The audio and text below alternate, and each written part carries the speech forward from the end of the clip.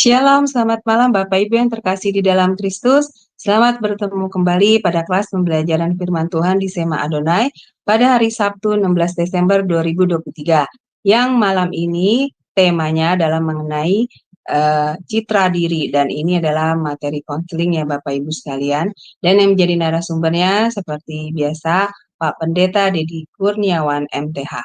Baik, sebelum kita memulai pada kelas pembelajaran kita akan memulai dengan doa pembukaan terlebih dahulu yang akan dipimpin oleh Ibu Heni. Dipersilakan Ibu Heni. Ya, baik. Mari kita berdoa ya. Bapa kami yang bertata di kerajaan surga, Bapa yang kami sembah di dalam nama Tuhan Yesus, kami sangat bersyukur dan berterima kasih kalau pada saat ini kami berkumpul di Zoom Sema Adonai.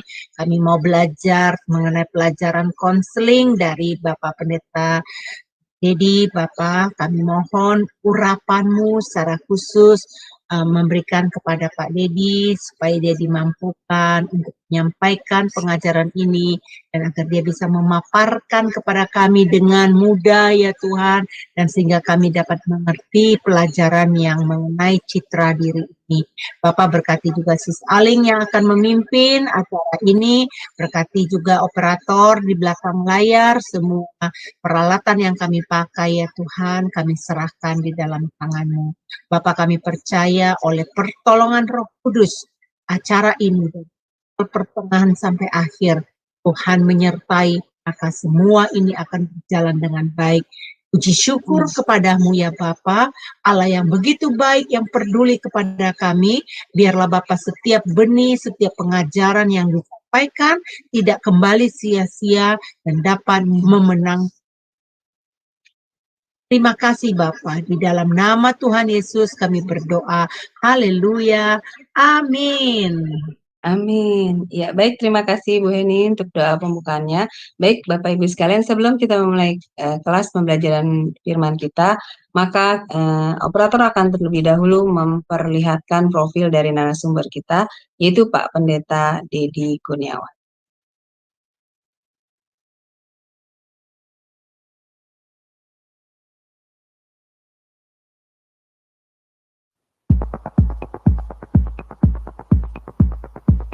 Salam semua, kembali lagi di Sema Adonai. Dan kali ini kita akan memperkenalkan pembicara kita, yakni Pendeta Dedi Kurniawan. Dan berikut adalah profil singkat dari beliau. Beliau sudah menikah dengan istri bernama Junita S. Sos dan memiliki 2 orang anak, yaitu Christopher Hosea Eugene, 25 tahun, dan Aiko Rodita Eugenia, 18 tahun. Pendidikan: S1 Fakultas Ekonomi Manajemen UKRIDA pada tahun 1996, S2 Magister of Art STT Bethel Luwe pada tahun 2013, S2 Magister Teologi STT Bethel Luwe pada tahun 2015, S2 Magister Pendidikan pada tahun 2017 di Institut Kristen Borneo Balikpapan, S3 Teologia pada tahun 2018, Institut Kristen Borneo Balikpapan, Bethel Biblical Counseling Academy pada tahun 2022. Pelayanan: Ketua Cahaya Kasih Ministry Wakil Gembala GBI Persatuan BSD pada tahun 2020.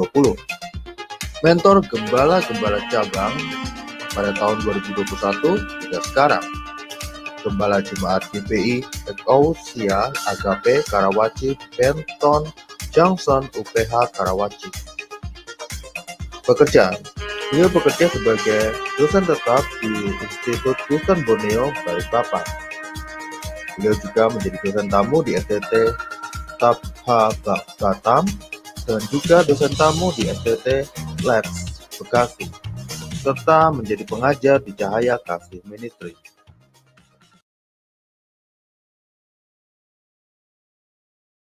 Baik, itu sekilas profil narasumber kami, yaitu Pak Pendeta Dedi Kurniawan. Baik, sebelumnya saya akan menyapa terlebih dahulu narasumber kami. Shalom, selamat malam Pak Dedi. Selamat malam, shalom Bu Aling, shalom Bapak Ibu Saudara semua. Iya, bagaimana Pak kabarnya? Semoga sehat ya Pak. Gitu kan, Amin. terima Iya, kasih, puji Tuhan. kabarnya sehat, Iya. terima kasih Bu Aling. Baik Pak, saya akan menyerahkan waktu dan tempat kepada Pak Dedi. Dipersilakan. Ya, baik. Nanti minta dibantu ya Bu Aling ya untuk tampilkan PowerPoint-nya, karena saya nggak pakai Iya, laptop, handphone. iya, oke Pak. Ya, baik. Bapak Ibu, kita akan segera mulai malam hari ini. Topik bahasan kita adalah mengenai citra diri atau gambar diri ya Bapak Ibu. Nah, setiap kita diciptakan, kita ini masing-masing punya apa yang disebut dengan gambar diri Bapak Ibu. Gambar diri kita ini sangat penting sekali karena merupakan salah satu apa namanya, hal yang terpenting ya berkaitan dengan tentang diri kita, ya tentang diri kita itu seperti apa gitu. Nah, baik, untuk mempersingkat waktu kita masuk di dalam PowerPoint berikutnya. Kita akan lihat penjelasan dari pembahasan kita malam hari ini tentang citra diri. Ya, satu pertanyaan mungkin bagi kita semua adalah ketika kita memulai tentang pertanyaan ini ya, apa sih itu citra diri atau gambar diri ya? Jadi citra diri ini itu adalah salah satunya adalah berbicara tentang cara pandang kita mengenai ya diri kita dan bagaimana kita menilai tentang diri kita. Itu yang pertama. Kemudian citra diri itu juga bisa berkaitan dengan cara pandang kita kembali ya kepada orang lain. Cara kita menilai orang lain. Nah, itu berkaitan dengan citra diri. Nah, dari dua hal ini Bapak Ibu, ya kita akan bisa melihat dan bisa mengenal citra diri seseorang itu seperti apa begitu. Nah, seperti yang gambar Bapak Ibu lihat ya. Seekor kucing ketika dia bercermin, dia melihat bahwa dia ini adalah seekor singa jantan ya, yang punya kekuatan begitu. Padahal sebenarnya dia adalah seekor kucing. Kebalikannya juga begitu. Seekor singa juga ketika dia melihat ke dalam cermin, maka yang dalam cermin itu dilihat bukan dirinya, tetapi adalah seekor kucing jantan. Nah, ini kebalikan daripada itu citra diri ya Bapak Ibu. Nah, berikutnya kita akan lihat slide-nya. Mengapa citra diri itu penting? Nah, ini kembali sebuah pertanyaan bagi kita, saudara. Jadi dikatakan bahwa prestasi saya paling tinggi ditentukan oleh diri saya. Ya, contohnya adalah Kutu Loncat, kemudian Victor Serbiakov, kemudian Kumbang. Ini Bapak Ibu nih ada cerita-cerita mereka masing-masing. Saya nggak mungkin nggak jelaskan di sini karena memang waktunya terlalu panjang. Nanti poin-poin yang pentingnya nanti bisa kelewat. Yang kedua, ya, cabut batas-batas orang lain yang membuat kita tidak bisa maksimal. Ya, jadi batasan-batasan yang seringkali kita nilai orang lain lebih kuat, lebih ganteng, lebih pintar, lebih cerdas, lebih kaya, begitu ya. Itu harus dicabut dalam diri seseorang. Kemudian yang ketiga adalah saudara nanti bisa lihat di dalam Yohanes 14 ayat 12 ya. Nanti saudara bisa lihat ayat firman Tuhan itu. Saya lupa nih mencantumkan ayat firman Tuhannya begitu. Tapi nanti Bapak Ibu bisa melihat sebagai sebuah referensi daripada mengapa ya alasannya dari sisi teologis kenapa citra diri itu penting. Oke, sekarang kita lanjutkan slide berikutnya. Kita masuk kepada poin yang B. Poin yang B dikatakan bahwa citra diri sangat mempengaruhi bagaimana saya membawakan diri. Yaitu contoh ya saudaraku ya. Ada Raja Wali yang mati sebagai ayam. Kenapa bisa begitu? Karena ini adalah perumpamaan ya saudara ya. Seekor induk ayam menemukan seekor anak Raja Wali yang ditinggal oleh induknya karena induknya mati begitu. Kemudian akhirnya si Raja Wali kecil ini dipelihara oleh si ayam betina beserta dengan anak-anak ayam itu. Nah, satu kali di dalam masa-masa sama-sama masih kecil begitu ya, mereka makan sama. Induk ayam ini juga memperlakukan si Raja Wali ini sama seperti anaknya. Dia merawat, dia memberikan makan begitu.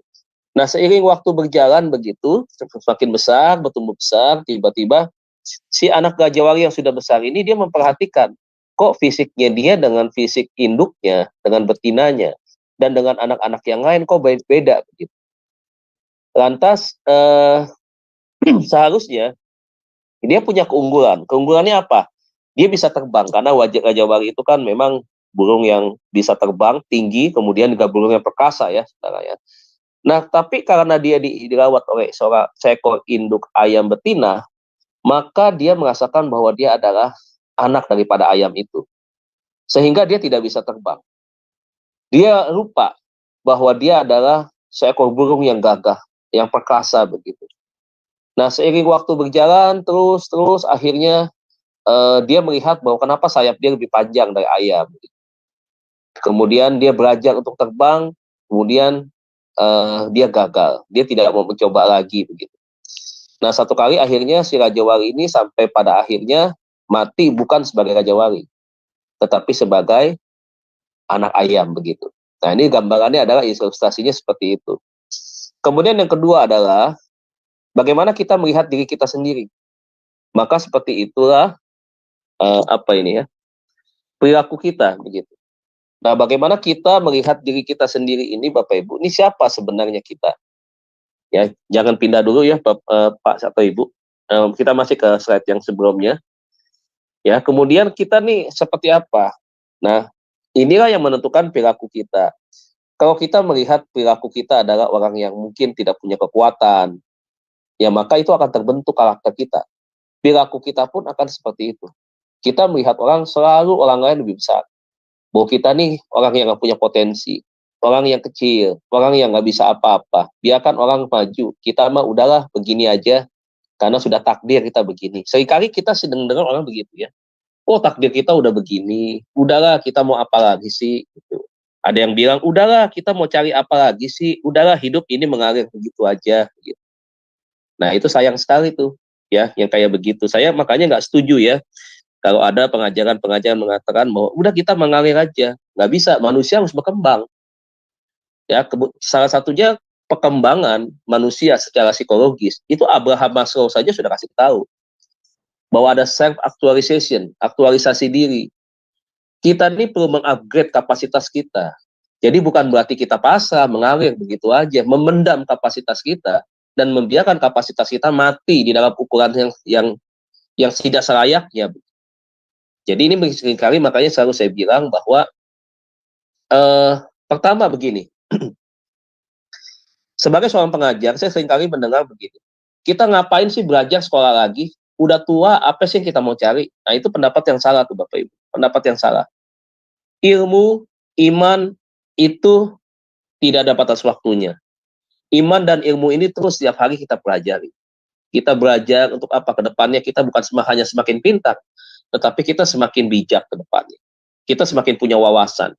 Kita akan menjadi orang yang bisa dikatakan kalau dalam Alkitab adalah penasehat ya. Orang yang menjadi penasehat itu ada orang yang punya pertimbangan-pertimbangan. Orang yang punya pengalaman. Alkitab kan juga begitu bilang ya. Belajar daripada orang yang punya pengalaman. Nah, ini perlu kita kembangkan, perlu kita bangun. Nah, seringkali orang yang punya cita diri tidak baik, akhirnya seperti itu, tidak bisa mengembangkan kapasitas dia.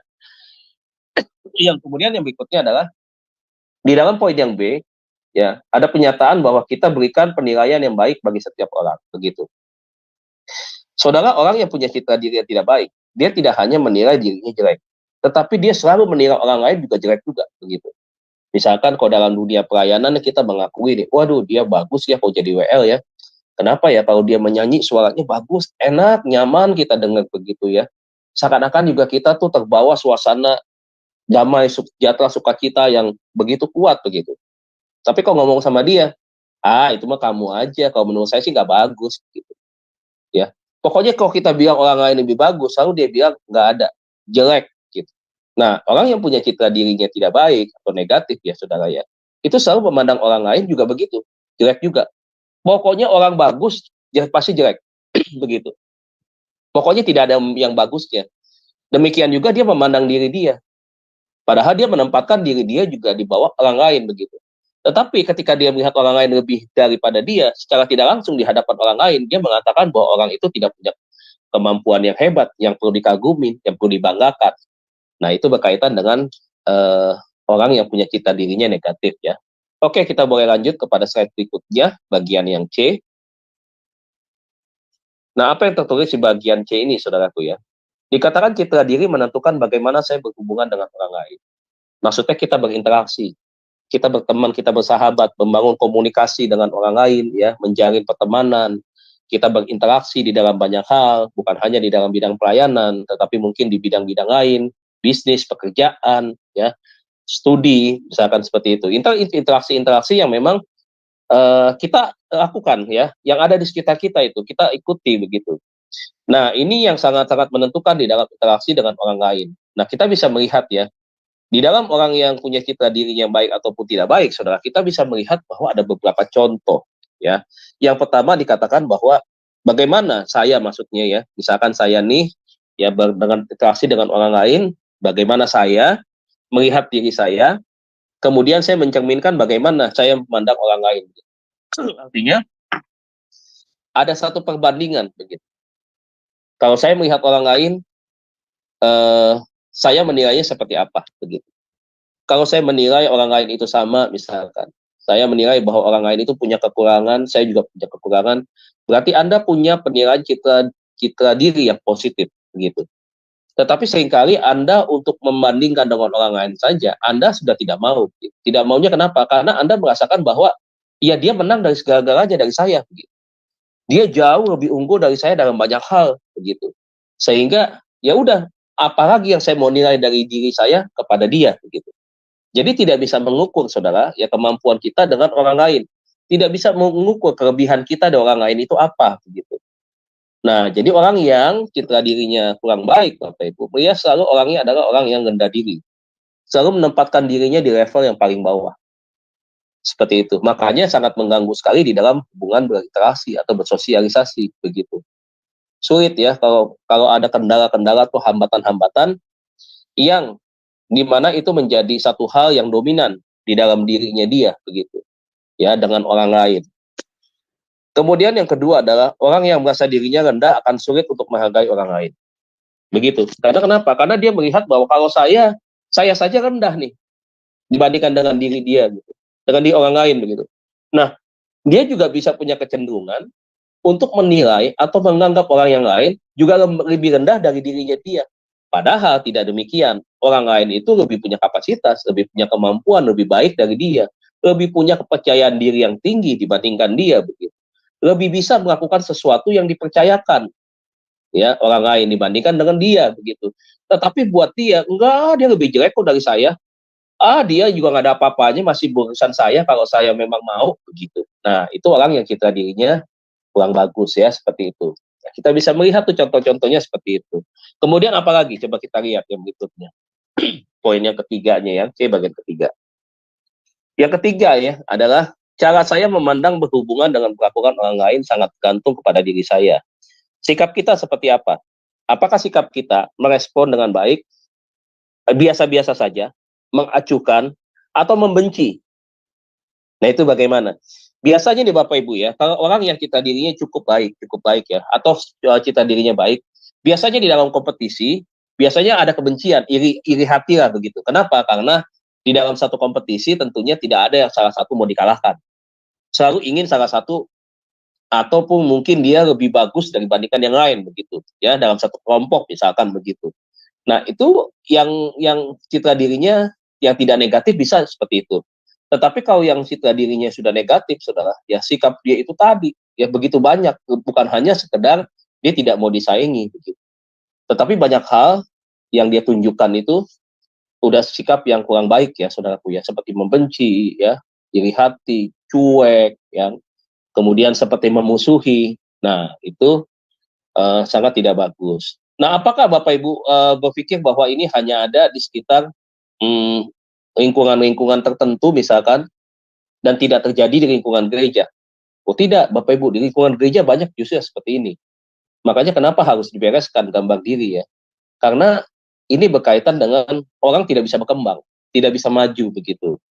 Nah, orang yang punya citra dirinya tidak baik, ya, dia akan mengasihi dirinya, akan mengasihi diri sendiri begitu. Nah, ini kan repot, ya, kalau udah mengasihani diri begitu, kerja capek sedikit, lalu berpikiran, oh nanti kamu sakit tuh, biaya rumah sakit mahal loh, begitu. Kamu ngapain lo capek-capek kerja begini lo, begitu. Kamu kan masih muda lo. Oh, kenapa kamu kerjanya kok sampai mau jauh-jauh begini?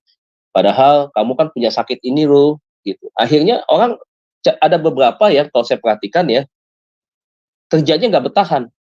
4 hari berhenti, 5 hari berhenti, diperintah atasan nggak bisa. Gitu. Kenapa? Karena itu tadi masalahnya, citra dirinya, gambar dirinya nggak beres. Gitu. Sehingga akhirnya itu tadi, ada merasa self pity ya, mengasihani diri, dan itu dominan sekali, kuat sekali. Nah, coba kalau ini bergantung terus ya begitu keluar masuk kerja dengan dengan sikap yang seperti itu, dengan perasaan-perasaan seperti itu, kapan dia mau menatap apa namanya kesuksesan begitu? Kapan dia bisa membangun prestasi kerjanya dia begitu kan? Nah ini kan menjadi salah satu hal yang merugikan orang tersebut. Kemudian yang kedua adalah perubahan yang permanen. Perubahan yang permanen itu bersifat sesuatu yang sebenarnya bukan tidak bisa diubah, sebenarnya bisa diubah. Perubahan yang permanen itu ditunjukkan bukan hanya dengan cara dia memandang, tetapi ditunjukkan juga kepada sikap-sikap perbuatan-perbuatan yang kalau menurut dia benar, ya itu udah satu kebenaran begitu. Orang lain menyampaikan masukan, menyampaikan nasihat begitu, itu tidak akan mudah dia terima. Tetapi perubahan permanen juga bisa terjadi ketika dia menyadari bahwa iya ya, saya harus berubah ya, saya harus lebih baik ke depannya. Nah itu bisa berubah. Jadi citra diri itu bisa diperbaiki ya. Citra diri itu bisa berubah dari hal yang negatif menjadi citra diri yang positif begitu. Kemudian yang berikutnya, peristiwa-peristiwa yang punya dampak yang besar atau sering terjadi. Nah, dampak-dampak yang besar itu terjadi itu seringkali di dalam aktivitas ya. Aktivitas itu bisa mempengaruhi ya bagaimana dia berhubungan dengan orang lain seperti itu. Nah, contohnya di dalam pelayanan juga bisa, Bapak Ibu, di dalam pelayanan. Kadang-kadang kalau misalkan kita kasih pelayanan nih, ya kita kasihkan dia satu tugas, dia bilang, Pak saya nggak bisa, ngotot nggak bisa. Padahal orang yang melihat, gini, kalau saya sebagai atasan, saya bisa melihat anak buah saya, dia punya potensi, punya kemampuan, maka saya pasti memberikan dia kesempatan dong. Untuk apa? Dia berani mencoba dulu pertama. Kemudian waktu dia pertama kali coba itu kita menilai. Setelah kita menilai, ya, kemudian kita baru memberikan masukan, evaluasi kepada dia. Apa yang harus diperbaiki, apa yang kurang, terus baru setelah itu kita kasih kesempatan kedua. Supaya apa? Supaya sedikit lebih baik lagi. Perlu lagi latihan yang rutin.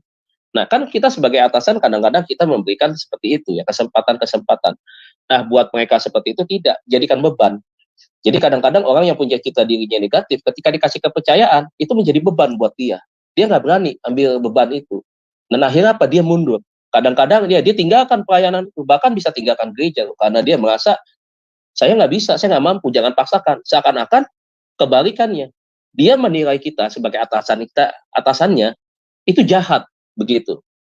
Mempermalukan dia, begitu. Nah, coba nih, repot nih. Nah, citra diri ada kaitan dengan mindset, ya Bapak Ibu ya. Ada kaitan dengan mindset. Nanti kita akan bahas tentang mindset. Nah, ini akhirnya mempengaruhi itu tadi. Hubungan yang tadinya baik, misalkan di komunitas itu, jadi tidak baik. Ya, karena ada asumsi-asumsi, penilaian-penilaian yang salah tentang satu kesempatan misalkan yang diberikan atau kepercayaan yang diberikan oleh atasan kepada dia. Kemudian yang berikutnya adalah lingkungan serta pegawai kita. Lingkungan menentukan. Lingkungan rumah tangga berpengaruh nggak? Ya, berpengaruh. Lingkungan tempat kita bermain mempengaruhi nggak? Ya, mempengaruhi. Ada banyak di dalam lingkungan-lingkungan itu kan selalu lingkungan-lingkungan yang kita bisa menilai sebenarnya. Ya, siapa saja yang ada di lingkungan itu.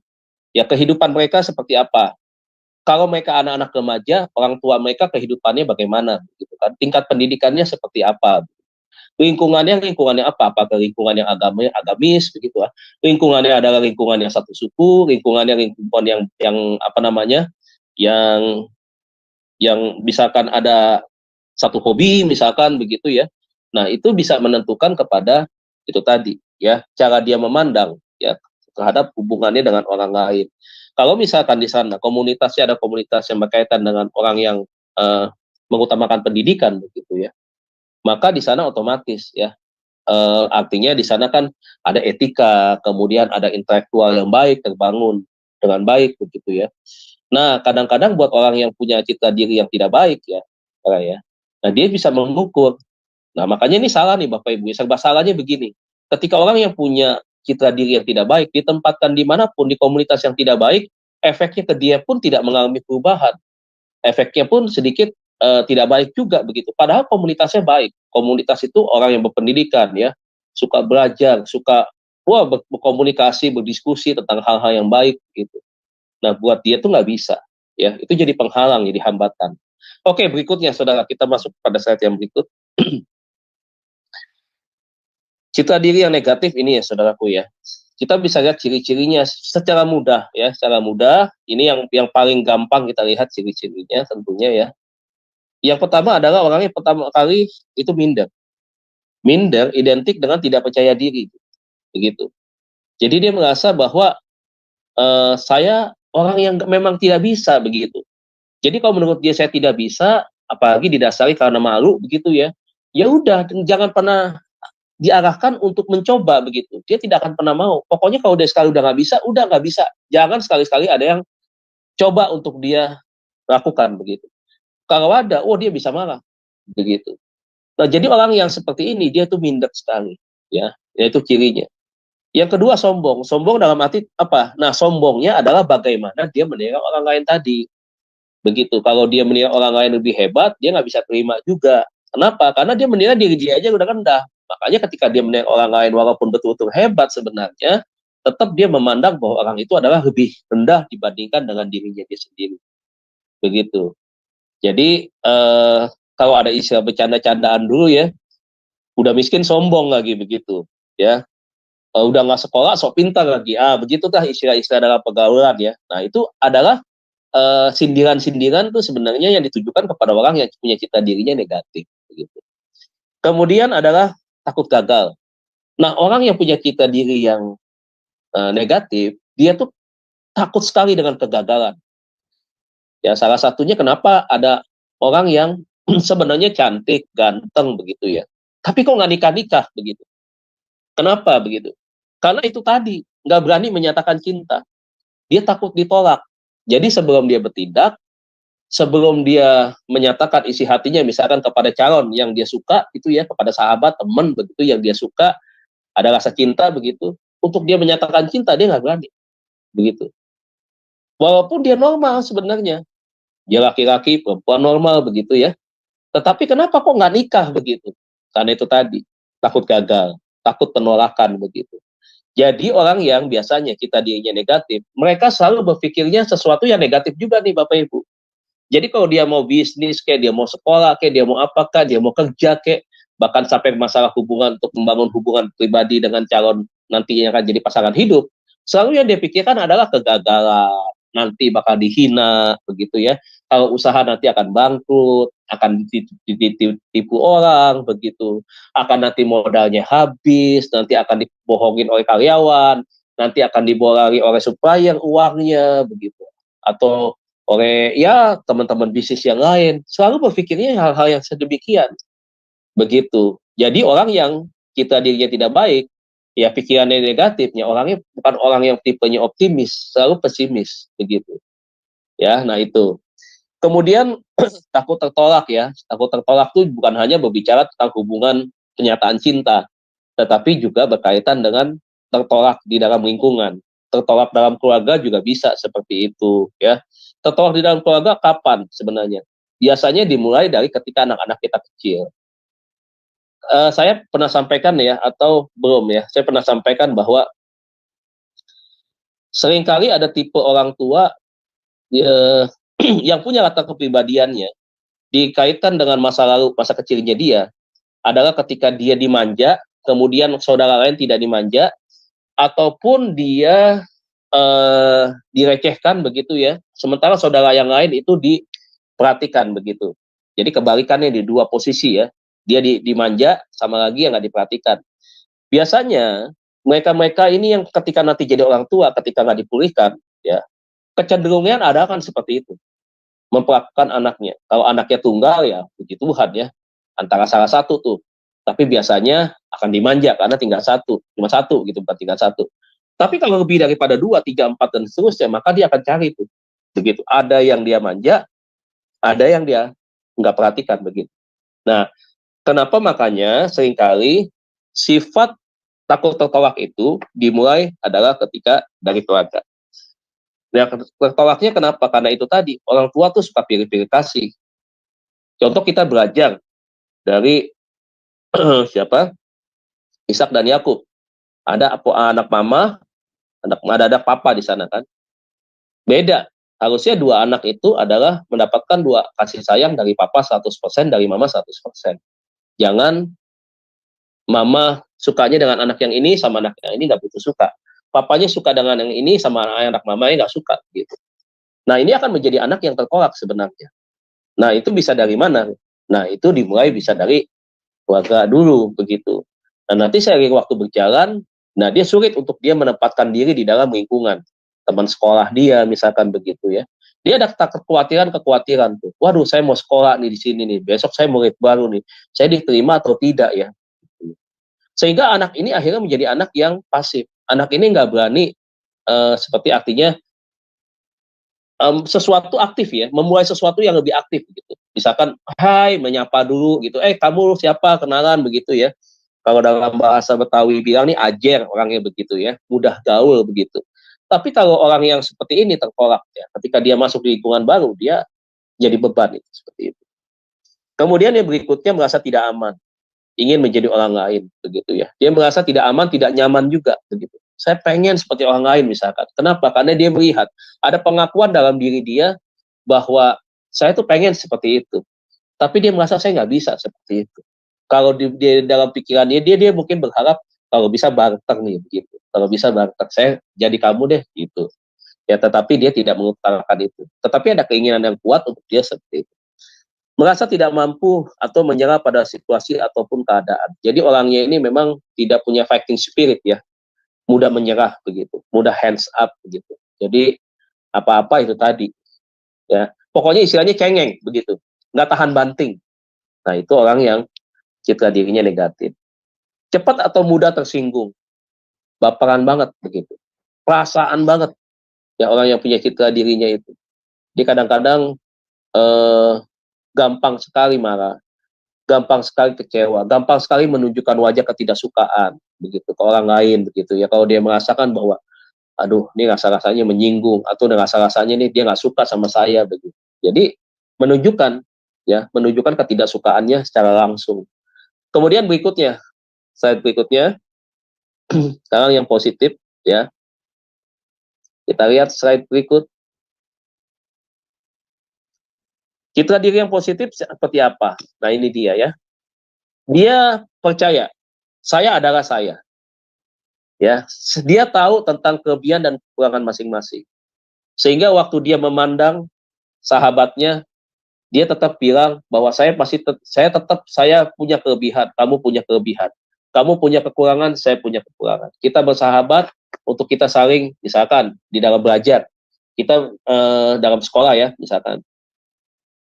Kamu punya kekurangan, saya punya kelebihan. Setiap kekurangan aku belajar dari kamu belajar dari aku. Jadi saling memperlengkapi.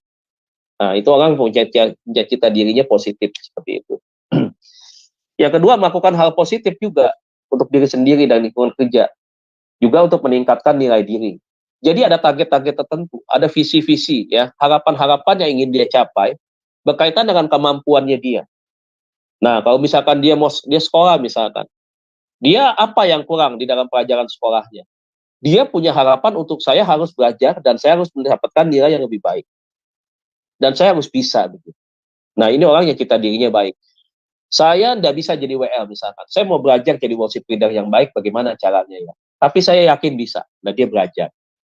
Nah, itu citra dirinya bagus begitu. Karena dia yakin bahwa segala sesuatu bukan tidak ada yang tidak bisa, semuanya bisa. Yang penting ada kemauan. Yang penting ada keseriusan di dalam belajar. Saya pasti bisa. Saya pasti bisa seperti kamu. Begitu. Jadi ingat, orang yang punya citra dirinya positif, selalu dia ingin lebih, tetapi hal-halnya positif. Begitu. Bukan bersaing dalam hal yang negatif ya. Begitu. Kalau yang mau negatif misalkan, wah dia punya kendaraannya harganya sekian. Saya juga harus, gak mau kalah. Harus punya juga yang seperti seharga itu. Dengan tipe yang sama, tahun keuangan yang sama misalkan gitu. Tapi kemampuannya tidak ada. Nah, itu bukan yang seperti itu. Itu beda lagi ya. Tapi ini yang positif maksudnya. Kemudian menghargai perbedaan ya, dan lingkungan dan tidak menyalahkan lingkungan. Jadi dia siapapun dia menghargai. Dia ada di tempat mana dia menghargai. Dia bisa menempatkan diri begitu. Dia bisa menghargai sebuah perbedaan. di mana lingkungan itu dia sendiri hadir di sana begitu. Kemudian dikatakan berikutnya mengevaluasi semua tindakan yang telah kita lakukan. Apa sih yang sudah kita lakukan hari-hari ini? Begitu. Apa sih yang saya sudah kerjakan? Jadi orang yang punya cita diri yang positif, Bapak Ibu, dia tuh lebih banyak sebagai orang yang berpikir.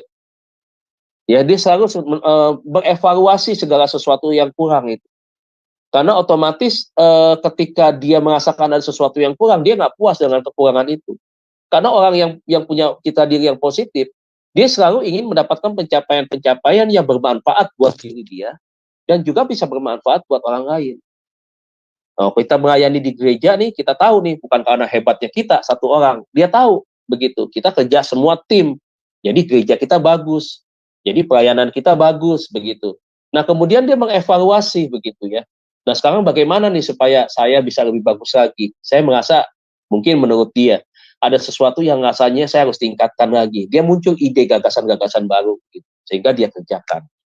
Berikutnya dikatakan menghargai kelebihan dan kehebatan orang lain, menerima, gentle ya, sepertinya begitu ya. Kalau saya suka dengan teman-teman tentunya bilang, oh gentle dong begitu. Maksudnya akui kalau dia memang hebat, begitu.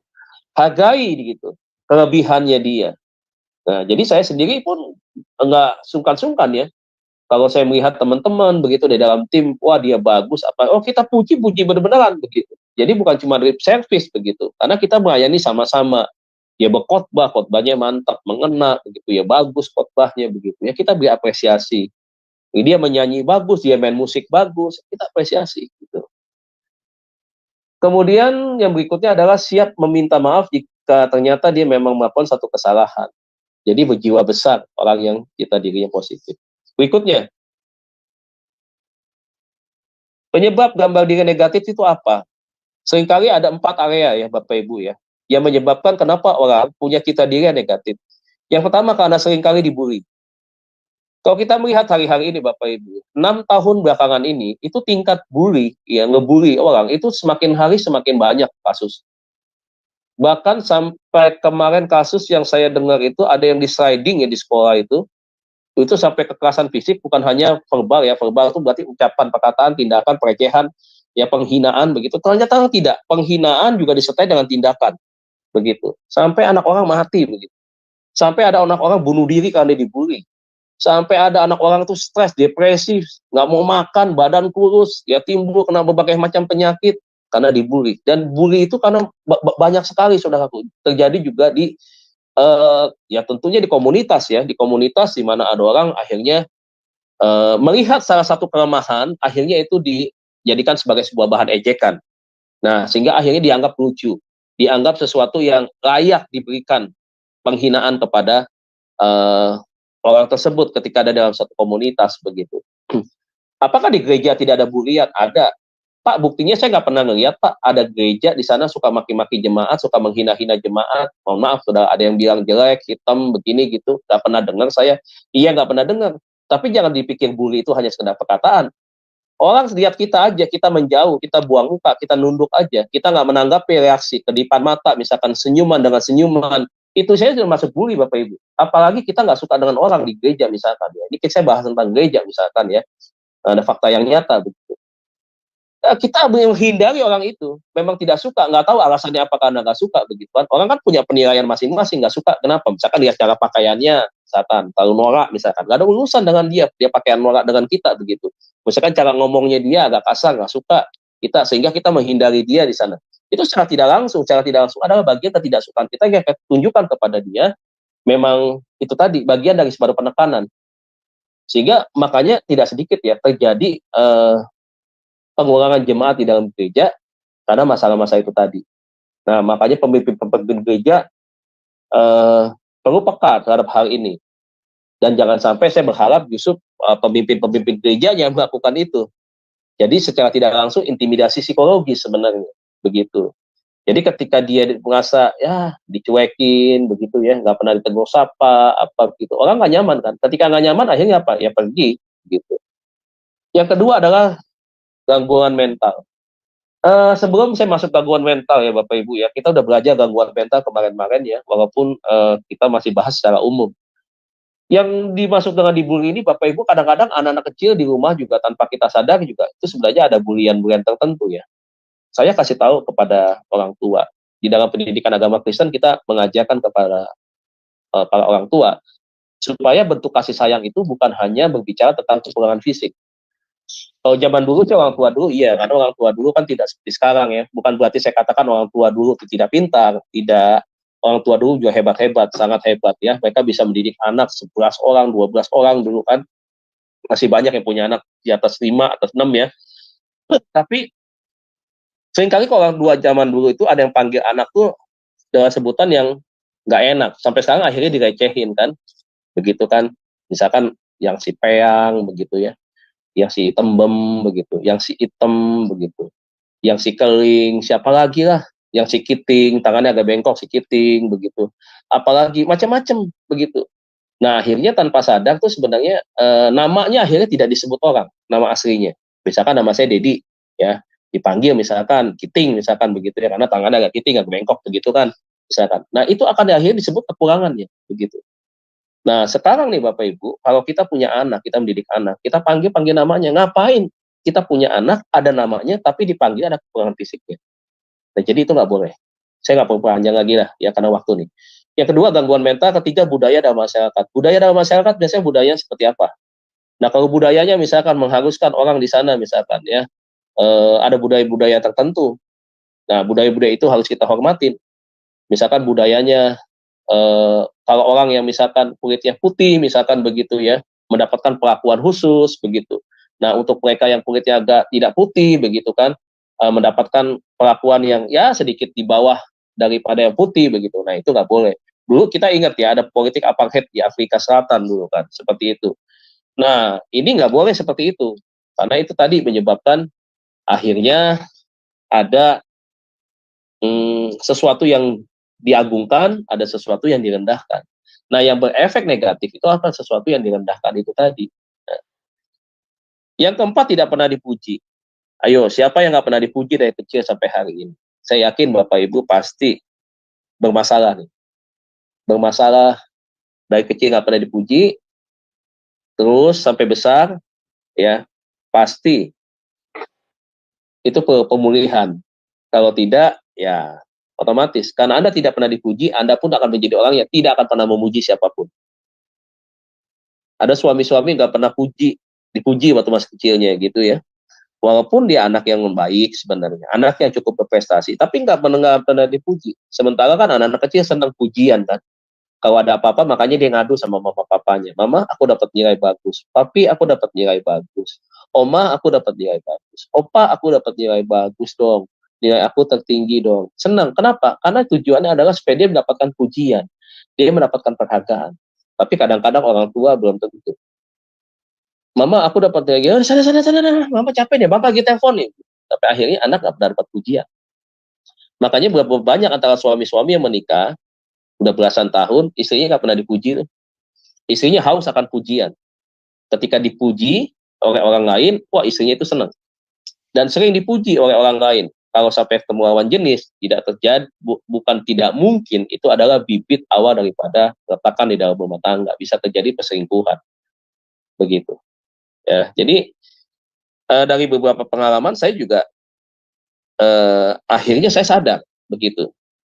Wah, kalau ketemu lawan jenis begitu ya, kalau secara tidak langsung kan memang kalau dia bagus begitu ya, melakukan sesuatu lah pekerjaan atau apa begitu ya, atau dalam hal berpikir ya, dia punya ide-ide yang bagus begitu.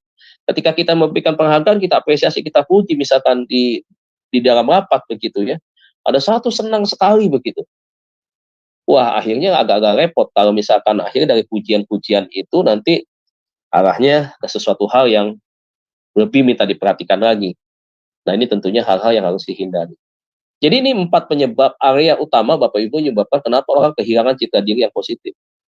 Karena itu tadi. Nah, saya berharap kita sebagai orang tua kita mengerti tentang hal ini. Ya, berikutnya slide-nya. Nah, ini pandangan Alkitabnya begitu banyak Bapak Ibu. Tentunya saya nggak akan bahas ini karena panjang sekali, tapi saya akan bacakan beberapa hal supaya kita ini semua, mungkin saya bacakan 1 atau 2 saja poinnya, supaya kita mengerti nih Bapak Ibu Saudara, bahwa kita seringkali saya bilang, kita diciptakan Tuhan itu diciptakan oleh Sang Pencipta yang sempurna. Apakah dia yang sempurna itu menciptakan kita dengan ciptaan yang asal-asalan, ciptaan yang tidak sempurna? Awalnya kan kita ciptakan sempurna. Oh, segambar dengan dia loh. Imago Dei. Nah, kita diciptakan dari tangan yang betul-betul begitu hebat loh, biasa. Ketika alam semesta dia katakan dia berfirman. Oh, kita beda. Dari tangannya dia tuh diambil debu dan tanah, dibentuk menjadi seorang manusia, dihembuskan nafasnya menjadi makhluk hidup. Ini kan hebat, begitu luar biasa. Lu selalu ingatkan kepada setiap saya pelayanan, kalau ada bahasan yang berkaitan dengan tentang kita atau manusia ya, bahwa kita ini bukan produk gagalnya Tuhan, sekalipun manusia jatuh ke dalam dosa. Kita ini bukan produk gagal, ini kita produk yang luar biasa diciptakan Tuhan. Makanya itu tadi, kita harus punya penilaian, cara pandang, menilai diri kita itu harusnya seperti apa. Ya, ingat, kita diciptakan bukan orang yang terlemah dari ciptaan yang lain. Kita bukan orang yang memiliki kekurangan dari orang lain, tidak. Pak, saya punya kekurangan fisik, badan saya pendek, orang lain kenapa tinggi? Tetap you produk yang sempurna di hadapan Tuhan. Pak, kenapa teman-teman saya putih, saya hitam? Nah, sehingga kenapa kalau kita hitam? Memang Tuhan ciptakan kita berbeda-beda kok. Memang Tuhan ciptakan juga dengan begitu banyak warna kulit, suku, bangsa, dan ras. Kenapa harus kita mengatakan bahwa orang lain lebih sempurna, kita tidak sempurna, begitu. Nah, ini hal-hal yang seperti ini harus dibuang jauh-jauh dari cara pandang kita, di mindset ya, tentang bagaimana kita memandang tentang diri kita, gitu. Jadi ini yang pertama, sudah dikatakan bahwa ya pandangan Alkitab tentang kita, ini tentang saudara dan saya. Bahwa ciptaan Tuhan Allah yang digambarkan dengan semua orang sendiri. Ciptaan Tuhan Allah yang segambar dan serupa dengan Allah sendiri. Itu siapa? Kita ini semua. Yang kedua, diperlengkapi dengan berbagai kemampuan untuk menaklukkan bumi. Apa sih yang diberikan kemampuan itu? Ilmu. Ya, diberikan hikmat, kepandaian. Untuk apa? Untuk kita sekarang ini, di bumi ini kita mengelola. Ada yang ahli bangunan, ada yang ahli ekonomi, ada yang ahli kesehatan, ada yang ahli perkebunan, semua diberikan itu sama Tuhan. Yang bisa membangun, misalkan seorang insinyur, dia tidak bisa menguasai yang hewan, ya bagian ke dokter hewan misalkan, atau bagian peternakan. Kalaupun dia sama-sama insinyur, dia mau belajar ternak, berarti kan harus sekolah lagi. Begitu. Berarti kan tetap, dia kan ada sesuatu yang kurang yang harus dia belajar. Nah, jadi kita harus bisa punya sudut pandang yang seperti itu. Gitu. Kemudian, ya ini seterusnya lah ya, Bapak Ibu ya, ini sudut pandang Alkitab tentang siapa kita dan seperti apa kita. Ya, berikutnya coba lihat. Nah, ciri-ciri orang yang gambar dirinya rusak nih Bapak Ibu. Tadi ini hampir mirip dengan apa yang tadi kita lihat di orang yang negatif ya. Tetapi ini adalah bagian-bagian yang memang ada tambahan nih ya. Yang kelima nih Bapak Ibu ya. Yang kelima, malu yang berlebihan. Saudara pernah lihat gak orang yang punya malu maksudnya malunya berlebihan begitu? Kalau kita kan kadang-kadang kalau malunya kan mungkin malu yang standar ya gitu, yang umum misalkan begitu ya. Malu yang berlebihan ini artinya dia nggak pernah mau dah ya. Apa ya namanya? Agak susah juga ini kalau misalkan disampaikan dalam bentuk bahasa begitu ya. Ya memang orang yang sepertinya memang sudah tidak. Kadang-kadang orang bisa salah juga nilainya. Kadang orang nilainya begini, Pak ini orang introvert bukan Pak? Kok kenapa menarik diri dari pergaulan begitu? Pak kenapa nih Pak, nih orang kok rasa-rasanya kok nggak ada ceria begitu, tampangnya kok kayak sedih terus, kok tampangnya kayak beban berat terus begitu. Ya bisa saja masuk ke dalam hal itu tadi, ya ciri-ciri daripada orang yang gambar dirinya rusak. Tetapi orang yang punya kepribadian yang mengalami cita dirinya rusak, ya Bapak Ibu Saudara ya, ya, malu yang berlebihan itu menunjukkan satu sikap untuk dia tuh kalau bisa tidak bisa berjumpa dengan orang, nggak termasuk untuk itu, ya. Kalau kita kan walaupun malu ya, walaupun belum kenal kan kita tetap ya istilahnya ya, mungkin kita senyum walaupun kita nggak berbicara, tapi kan ada orang ya, kalau yang tipenya maksudnya cita diri yang positif, kan dia tetap bisa berkomunikasi, bisa tegur sapa begitu. Jadi kalau orang yang modelnya seperti ini, udah repot. Saya punya saudara, Bapak Ibu, memang tipenya begini. Sebenarnya sih nggak tipe-tipe introvert banget. Buktinya kenapa? Ketika akhirnya kita deketin berkali-kali, akhirnya dia mau kok. Dia bisa keluar rumah, keluar kamar begitu. Dia bisa diajak ngobrol, mulai menjawab sepatah dua kata dia sahut, dia mulai ada interaksi begitu. Nah, tetapi hanya dengan orang-orang tertentu saja gitu. Tapi kalau dengan orang-orang yang lain dia nggak mau. Ya seperti itu. Yang keenam adalah tidak punya identitas. Dia bukan tidak punya KTP, bukan, tetapi identitas itu menunjuk kepada tentang dirinya dia. Sebenarnya sama sih, orang yang punya citra diri itu selalu memandang apa-apa mengukur dengan dirinya dia sendiri begitu. Ya, jadi itu Bapak Ibu.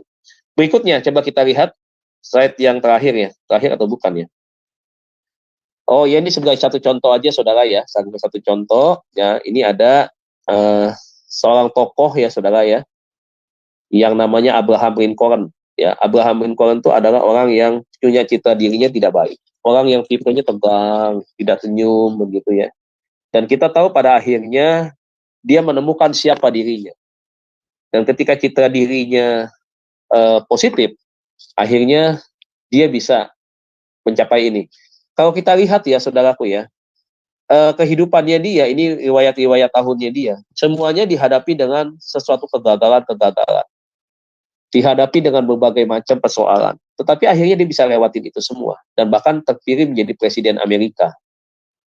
Nah ceritanya panjang Bapak Ibu. Nanti Bapak Ibu bisa ikut cari ceritanya, ya kisahnya ya di YouTube ya. Tentang Abraham Lincoln. Berikutnya slide-nya. Ya ini tahun-tahun kegagalannya dia. Nah siapa? Nah ini dia. Nah dialah Abraham Lincoln ini. Yang menjadi bapak yang menghapus perbudakan. Dari orang yang citra dirinya negatif, citra dirinya yang tidak baik, ketika dia menemukan jati dirinya dia melihat, dia punya ukuran gambar diri dia yang baik dan benar. Begitu.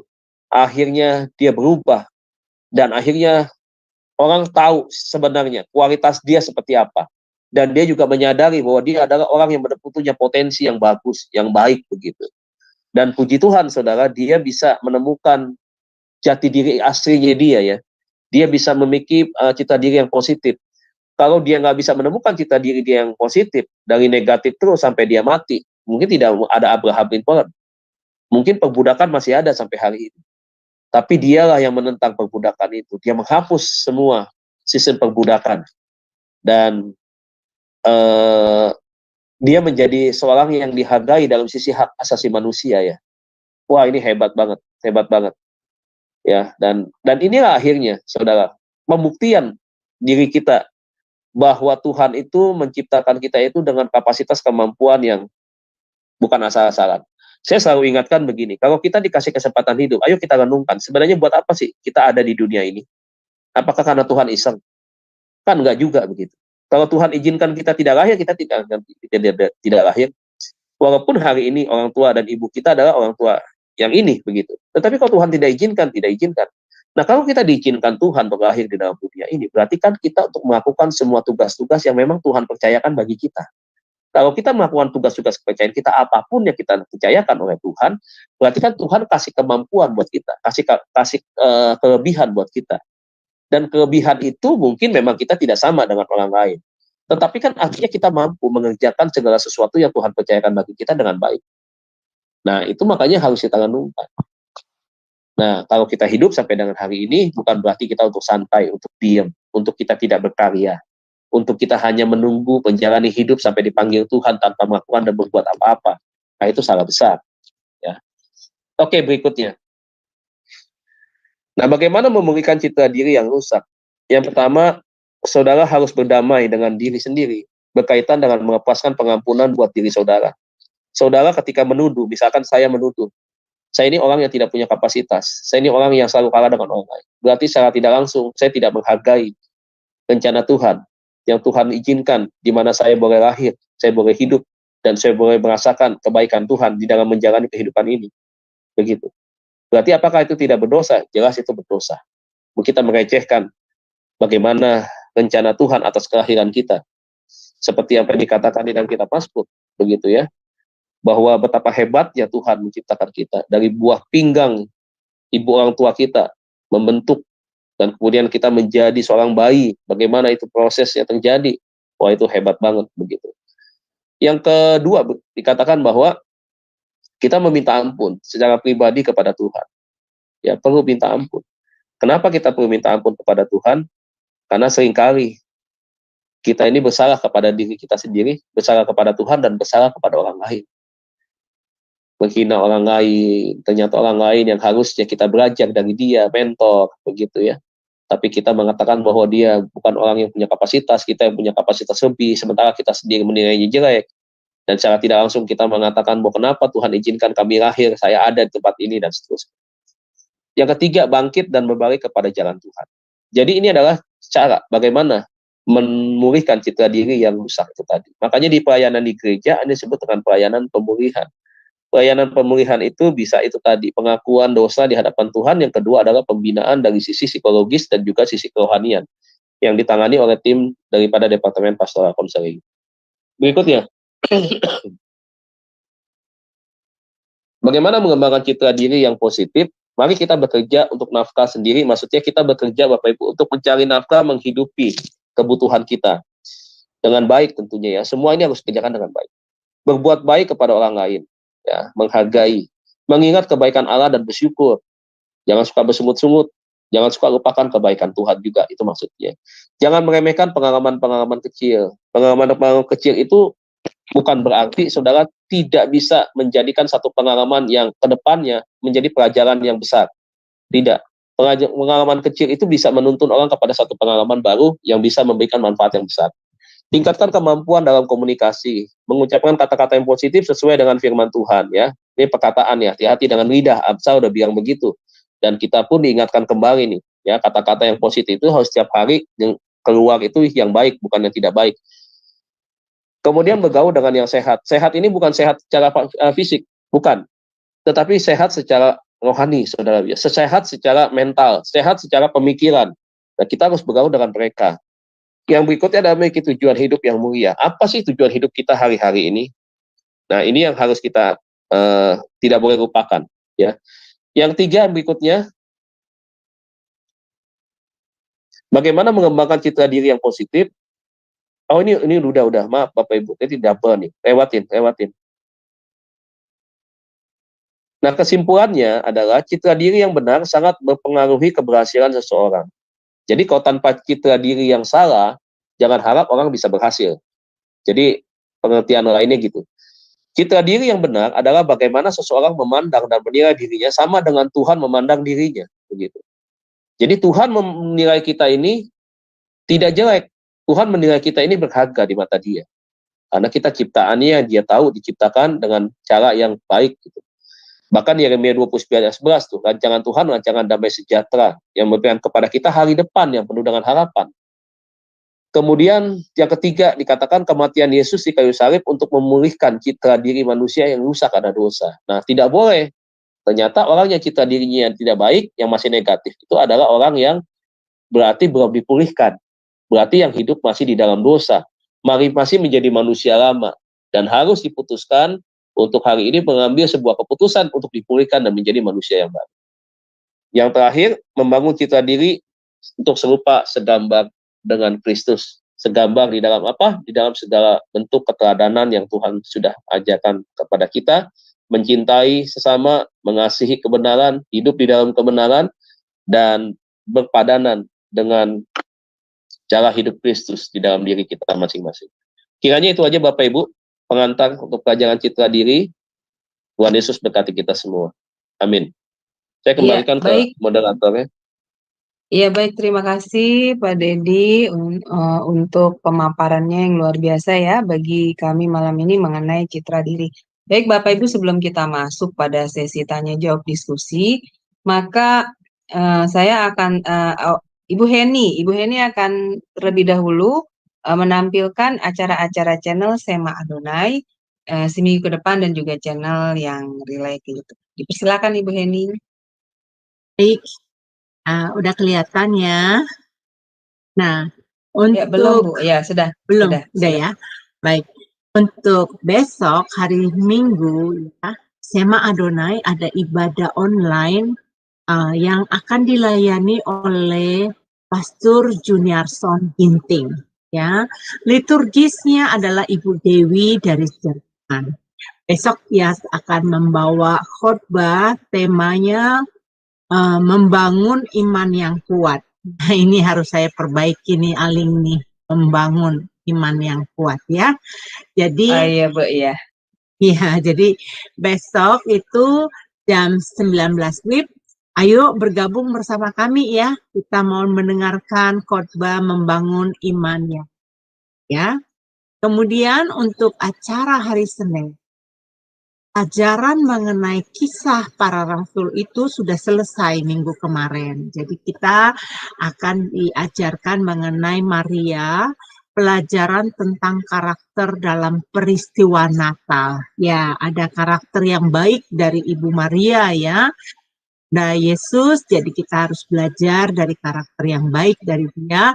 Yuk kita bergabung hari Senin jam 9 malam. Dilayani oleh Bapak Pendeta Dr. Setio Nugroho MK ya. Jam 9 malam. Nah, moderatornya adalah Bro Agus. Kemudian, nah hari Selasa ini ada pelajaran khusus buat kita, yaitu sudah matikah Terah? Terah ini adalah bapaknya Abraham. Nah, ketika Abraham meninggalkan Haran, nah ada beberapa yang mengatakan waktu Abraham dipanggil dari Haran, Terah sudah meninggal. Nah, apa yang dikatakan oleh Diaken Panos ya? Nah, makanya dengarkan pelajaran ini.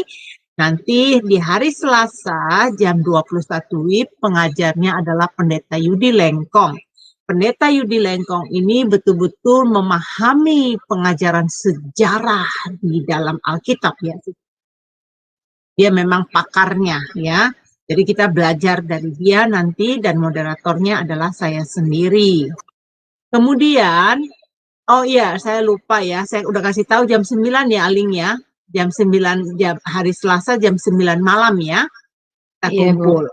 Oke, kemudian untuk Sema Adonai kami ada renungan pagi setiap hari dari Senin sampai hari Sabtu jam 5.30. Dilayani ini wajah-wajah hamba-hamba Tuhan yang sangat masuk Pendeta Dedi yang hari ini sedang mengajar kita ya. Ini banyak laporan di kami, wah renungan pagi Sema Adonai sangat-sangat memberkati. Ya. Kemudian itu ada pengganggu kayaknya Ling. Ya, kemudian sudah Bu, sudah di-mute. Ya. Kemudian ada channel-channel yang ikut live ya. Channel Sema Adonai itu adalah channel kami sendiri. Saya sebagai pemimpin Sema Adonai mengucapkan terima kasih kepada teman-teman yang sudah like, subscribe, dan di-share ya. Puji nama Tuhan. Tolong bantu lagi nih Jum Sema Adonai supaya kami tetap ya semangat melayani Tuhan. Dan kemudian channel Omihen, channel Gereja YouTube, channel Kahalirai TV, channel Nats Bible Apologetic, channel Nebu Ali, channel Cahaya Kasih Ministry, ini adalah channel Bapak Pendeta Dedi ya. Ini channel dari ministry mereka, gerejanya ya.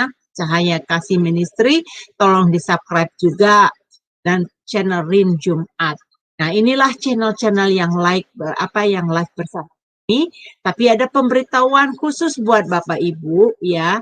Channel Sema Adonai itu ya ada khusus untuk melivekan channel seperti ibadah online, renungan pendeta dan palungan setiap 1 minggu 1 kali, dan juga ada acara renungan pagi. Jadi Bapak Ibu, ayo bantu ya. Tolong banget bantu subscribe dan mari dibagikan. Jadi lihat video-video yang sudah ada di sana juga yang sudah kami kasih pelajaran-pelajaran yang belum pernah Anda ikutin, bisa Anda ikutin kembali di sana.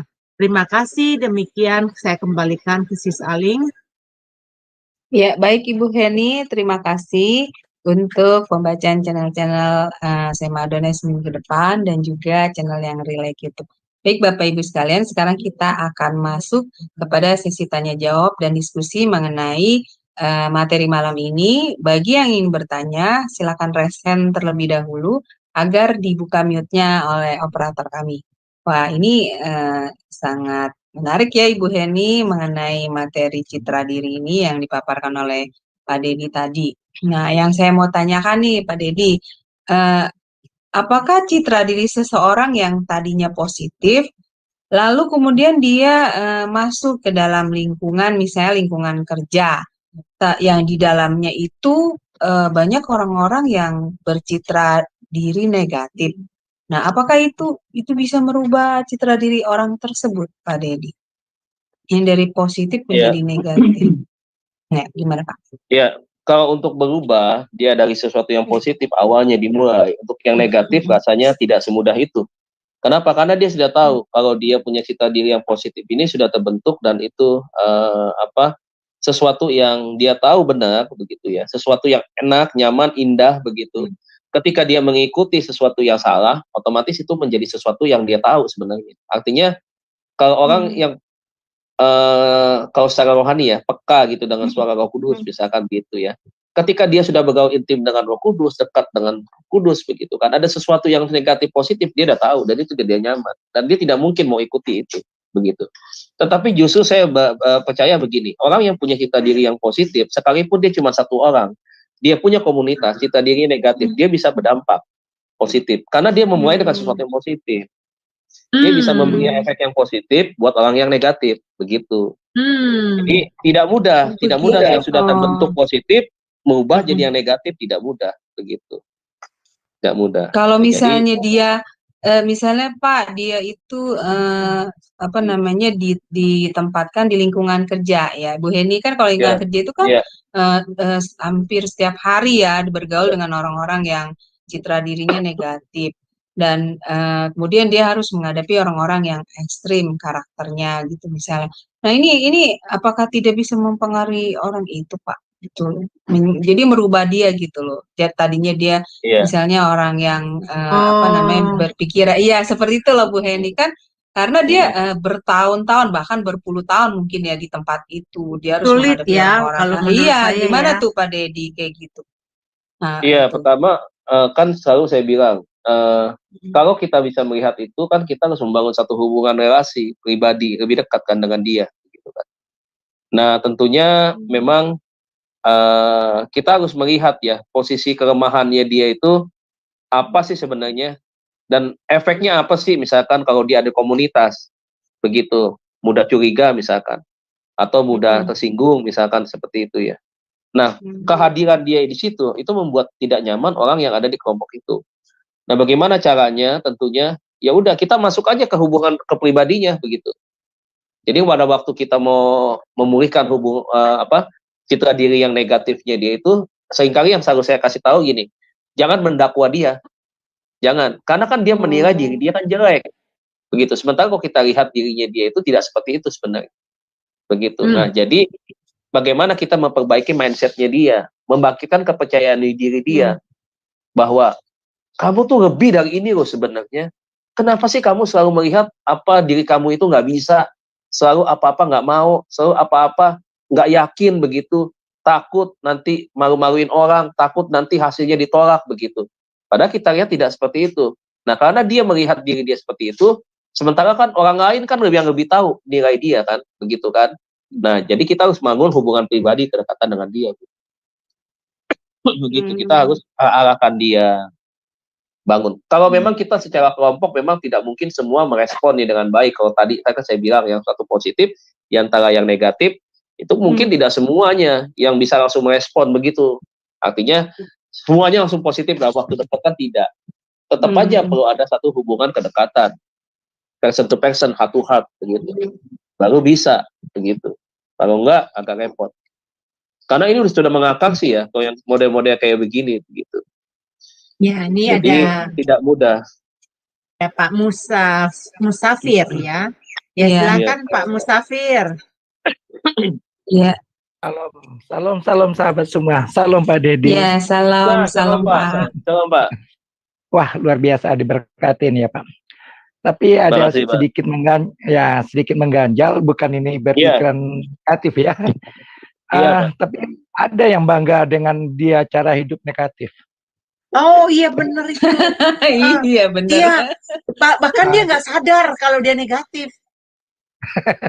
Ya ini sedikit boleh bertanya ya Pak ya. Ya, Memang lingkungan itu tadi sempat Pak Pendeta bilang 6 tahun terakhir ini banyak ya, miris banget kita dengarin. Apalagi setelah COVID ya. Setelah COVID ini, di COVID itu kita tidak pernah berkomunitas lagi. Kita terkungkung di rumah, terkungkung di mana-mana, kita tidak ada. Kita hanya bermain dengan alat-alat elektronik aja lah. Banyak hal-hal yang tidak positif di dalam itu. 2 tahun lamanya. Malah lebih bangga dia. Nah, kita menghadapin bangga dengan negatifnya. Pokoknya bisa dipahamin lah ya. Saya nggak uraikan. Kira-kira gimana ya? Kita juga punya aura positif untuk menyamakan ke mereka itu, malah kita dianggap jadul. Dan juga sekarang di negara kita sendiri persaingan atasan-atasan, mungkin di TV kita lihat ada gimana ya, saling menjatuhkan gitu. Itu edukasi pendidikan yang nggak benar loh Pak Dedi. Gimana ya, saya juga miris sangat gitu. Jadi kita paham, orang yang percaya paham, kita mencoba mengolah dengan arah positif. Ya segitu dulu lah, saya bertanya sangat banyak yang nanti menyebutkan. Saya sendiri lagi bingung juga soalnya. Iya, makasih Pak. Silakan Pak Dedi. Silakan Pak. Memang ada plus minusnya Pak, kecanggihan teknologi sekarang ini kan. Di satu sisi mempermudah segala sesuatu yang kita butuhkan, ya, maksudnya informasi, kemudian kecepatan di dalam menyajikan informasi, kemudian kita berkomunikasi dan seterusnya.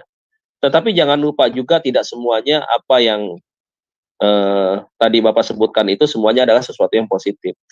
Kita harus melihat bahwa segala sesuatu itu pasti ada dua sisi, di mana salah satu sisi bisa menjadi sesuatu yang dominan dari sisi itu. Sisinya itu apa? Sisi negatif dan sisi positif. Nah, sisi positifnya dari teknologi ini kan kita bisa membuat itu tadi ya, contoh kita belajar ini bisa sama-sama dari berbagai tempat begitu.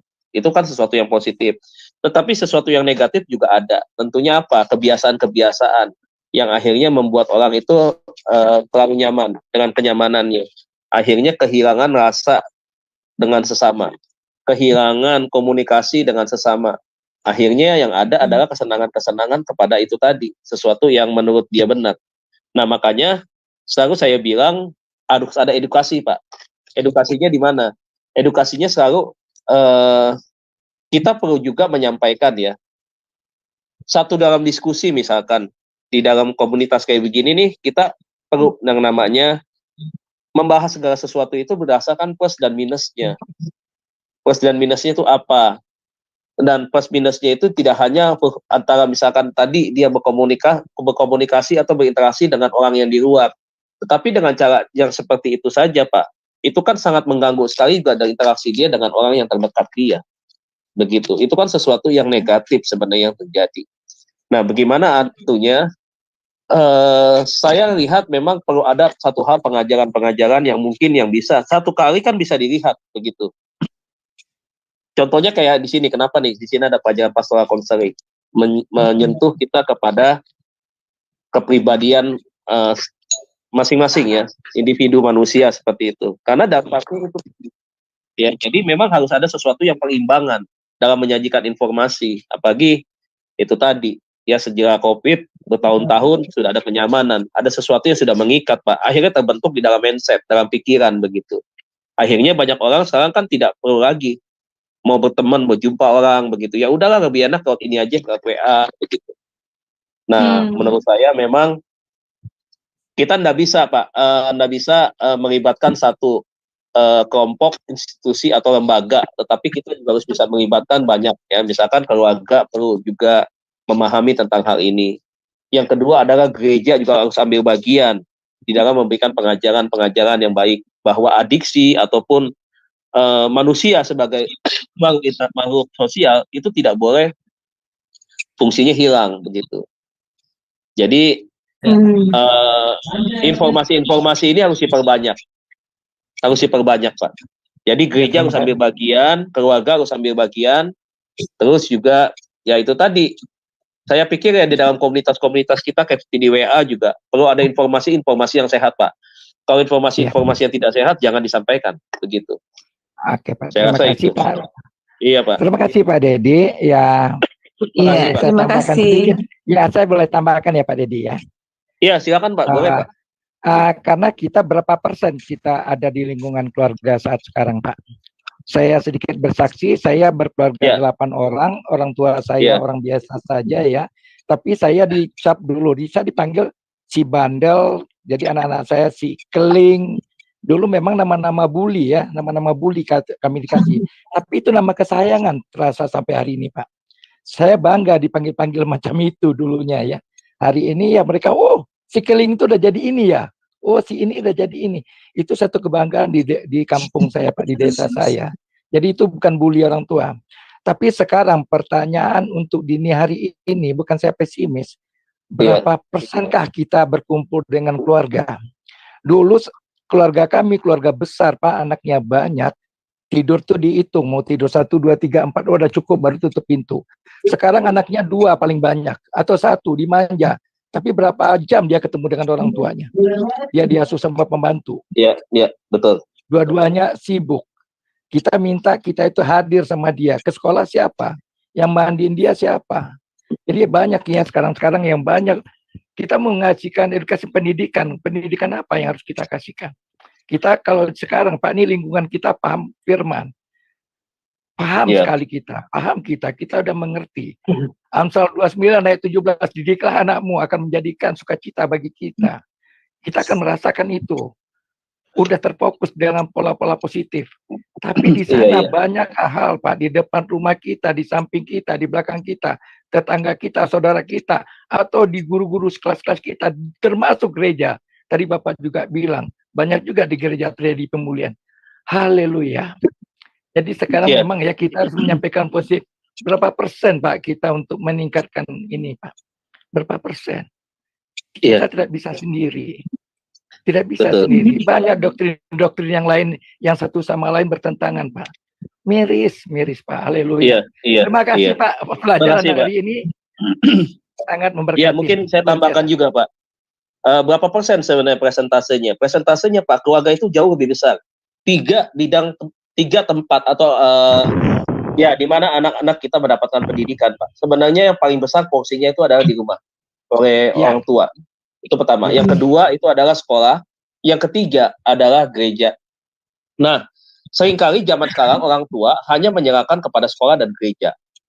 Mereka tidak sama sekali mendidik anak-anak mereka dengan apa yang mereka mau arahkan. Sehingga seringkali akhirnya itu tadi. Orang tua akhirnya menerima segala sesuatu yang diterima tentang anaknya, itu adalah rasa ketidakpuasan. Karena kan itu tadi, sekolah kan hanya memperlengkapi dia saja dalam bidang ilmu, begitu. Tapi pendidikan yang sebenarnya itu adalah dari orang tuanya. Nah, makanya perlu banyak waktu yang diberikan kepada orang tua kepada anak-anaknya. Dengan cara apa misalkan kesibukannya? Ya misalkan bisa aja kan telepon, video call, gitu kan. Di waktu-waktu itu. Untuk menunjukkan anak kita, kamu udah les belum, kamu udah makan belum, gitu kan, begitu. Terima kasih Pak Dedi. Tapi gini, sekarang pendidikan itu udah berapa persen, Pak? Karena sekarang pengajaran yang ada. Si guru ngasih tugas, anak dijawab selesai. Besok dilulus, dia tidak menentukan moral, akhlak, etika. Itu yang tidak diajarkan, Pak. Jadi akal itu yang telah rusak. Jadi kita bukan mendidik ilmu ya sebenarnya. Jadi mendidik moral, mental, etika, adab, itu yang sebenarnya yang miris loh, Pak. Terima kasih Pak Dedi. Terima kasih. Selamat melayani. Makasih Pak, makasih. Ini salah satu mungkin yang akan saya sampaikan juga nih ke Bapak nih berkaitan dengan betul tadi. Ya pendidikannya berapa persen sebenarnya? Ya sebenarnya sekolah tuh harus bisa maksimal juga kasih pendidikannya. Jadi bukan hanya sekedar pengetahuan, tetapi juga dalam pendidikan kan berkaitan dengan akhlak, etika, perilaku anak seperti apa. Kedisiplinan di dalamnya itu penting. Ya, kemudian juga kita bisa melihat kalau sekolah Kristen artinya apa? Mengarahkan anak kepada pembentukan karakternya, karakter Kristus. Nah, Pak, saya di sekolah satu kali nih. Kita mungkin Sebagai orang tua, boleh Bapak Ibu setuju atau tidak setuju. Satu kali ada kasus dua orang anak ya bermain ya di lapangan begitu ya, di lapangan di saat waktu itu dia main bola pada saat di lapangan bulu tangkis di gym badminton, dia main bola tendang di sana. Kemudian lapangan itu net semua udah dipasang. Nih saya dengan anak-anak ini kasus saya saya kasih tahu. Terus akhirnya kami sudah pemanasan, udah warming up sama anak-anak, tiba-tiba dia nggak berhenti nih main bola. Nah, tiba-tiba saya lihat ini anak nggak mengindahkan. Saya sudah hadir di lapangan, anak-anak sudah buat lingkaran, sudah warming up, dia masih asik main tendang-tendang bola. Sampai satu kali pada waktu warming up, tiba-tiba bola itu mengenai saya. Waktu mengenai saya tiba-tiba bola itu, saya nggak bereaksi, saya tenang aja. Tapi waktu dia mengenai bola itu, dia ambil bola itu nggak ada ngomong apa-apa, nggak ada ngomong minta maaf, sir, minta maaf, ini itu nggak ada. Dia santai aja, main lagi aja gitu. Lantas saya tegur dia, saya panggil dia, saya bentak dia. Saya bentak dia, ya, saya bilang ambil itu bola, kembalikan ke tempatnya. Saya tunjuk-tunjuk dia. Kenapa? Karena kalau kalau di jam itu sebenarnya ketika misalkan udah mulai nih anak net sudah dipasang, sebenarnya sudah ada aturan, mereka nggak boleh main. Nah akhirnya saya marahnya kenapa? Ini bola tendang. Kalau itu ditendang bola, kena anak yang main badminton, kena wajahnya, kena mukanya misalkan, ini kan sangat berbahaya. Otomatis yang bertanggung jawab di sana adalah saya sebagai penjaga atau pelatih yang ada di lapangan itu, resikonya. Kalau saya diamin aja, saya nggak mendisiplinkan ini anak, berarti ada pola pembiaran. Nah ini sangat berbahaya. Nah akhirnya apa? Saya panggil ini anak, saya tegur, saya bentak-bentak. Lantas apa yang terjadi, Pak?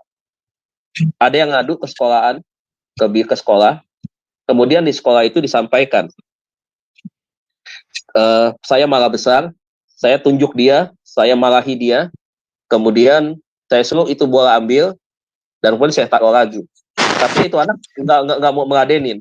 Singkat cerita akhirnya, sekolah itu panggil saya, HRD panggil saya, guru panggil saya, kenapa ada masalah ini? Saya bilang, tolong dimengerti bahwa aturannya adalah 3:30 ketika gym sudah kosong, sudah dipasang net semua, itu tidak boleh ada kegiatan lagi selain badminton. Itu harus tahu tuh. Yang kedua, kenapa saya marah? Alasan kedua adalah karena saya menjaga anak-anak badminton. Anak-anak badminton ini saya jaga. Karena kalau saya nggak jaga, ada resiko accident. Wajahnya kena bola, misalkan ketendang bola, atau bagian-bagian lain yang sangat berbahaya karena bola, tanggung jawabnya adalah di saya. Yang ketiga, dia main bola begitu, dia mengenai saya, dia tidak minta maaf sama saya. Udah 3 permasalahan ini. Lantas sekarang saya tegur dengan keras. Karena ini anak, satu, berarti dia nggak beretika. Saya kan juga pengajar. Saya tahu, ini anak berarti nggak beretika. Yang kedua, ini anak nggak tahu aturan. Yang ketiga, anak ini nggak tahu resiko. Kalau sampai terjadi accident, misalkan ada anak ketendang kepalanya dengan bola itu, misalkan terjadi sesuatu, dia kan juga bermasalah. Begitu. Akan ramai urusannya di sekolah kan. Nah, makanya saya tegur dengan keras. Supaya apa? Supaya anak yang nggak tahu diri ini jadi tahu diri. Begitu. Apakah itu salah? Nah, ternyata di sekolah nggak bisa, Pak. Salah saya disalahin. Tetap dia tidak bisa menerima. Jadi saya menunjuk-nunjuk begitu ya, saya berteriak keras itu, saya mengingatkan, stop, saya bilang begitu, sekolah tidak terima.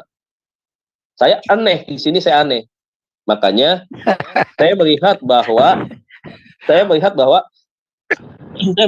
di sini mereka cari aman. Yes. Iya. Jadi pada intinya Pak, kita berpikiran positif pun tidak diterima dengan positif. Itulah makanya. Jadi itu intinya ya. Jadi sekarang kita mengerti, memahamin lingkungan kita itu lebih banyak negatif, di naungan kita sendiri negatif. Iya, itu Kesaksian makanya. Bapak tadi, saya sendiri juga saya merasa salah, Pak. Saya merasa salah.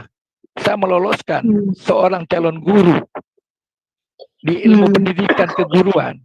Saya lihat absennya bagus, tugasnya penuh, walaupun salah, tugasnya saya kasih nilai. Saya tanya, kamu menilai apa? A apa B? Saya tanyakan dia, kamu nilai apa? A dong Pak, oh benar, saya kasih A.